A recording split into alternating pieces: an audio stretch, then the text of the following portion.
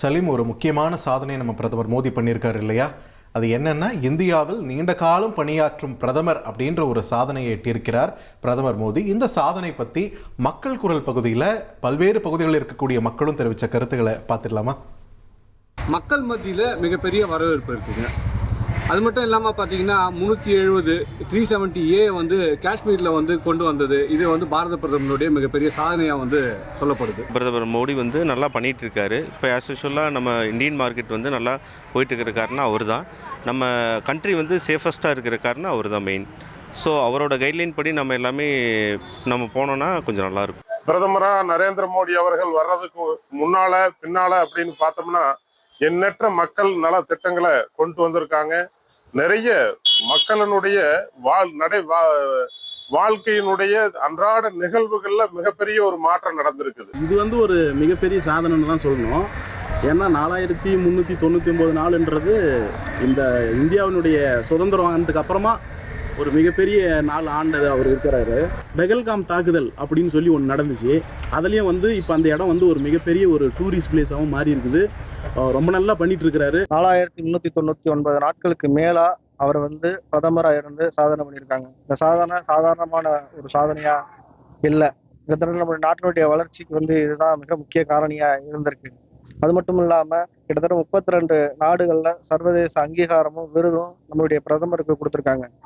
அது மட்டும் இல்லாமல் கிட்டத்தட்ட ஒரு 19 நாடுகள் நம்ம நாட்டு நாடாளுமன்றம் மாதிரி இருக்கக்கூடிய உலக நாடுகளுடைய முக்கிய 19 நாடுகளில் சிறப்பு விருந்தினராக கலந்துக்கிட்டு அங்கே உரை நிகழ்த்தியிருக்காங்க. இதுக்கு முக்கிய காரணம் வந்து நம்ம இந்திய பொருளாதாரத்தை முன்னுக்கு கொண்டு வந்து நம்ம இந்தியா வந்து உலக அரங்கில் ஒரு முக்கிய இடத்துக்கு நம்ம கொண்டு வந்திருக்காரு.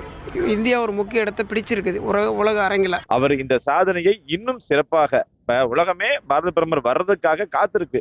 எல்லா நாட்டு மக்களுமே எல்லா நாட்டு தலைவருக்குமே பாரத பிரதமர் வந்தாலே இறங்கி வந்து அவருக்கு ஒரு பெரிய வரவேற்பு கொடுக்கறது ஒரு இந்தியனாக ஒரு தமிழனாக பெரும் மகிழ்ச்சி பெரும் சந்தோஷத்துல நான் இருக்கேன். ஒரு பொதுமக்களா வந்து நான் உண்மையிலேயே ரொம்ப வியப்படிக்கிறேன். ஏன்னா வந்து இதுக்கு முன்னாடி இருந்த எந்த பிரதமருமே நான் பார்த்தது கிடையாது.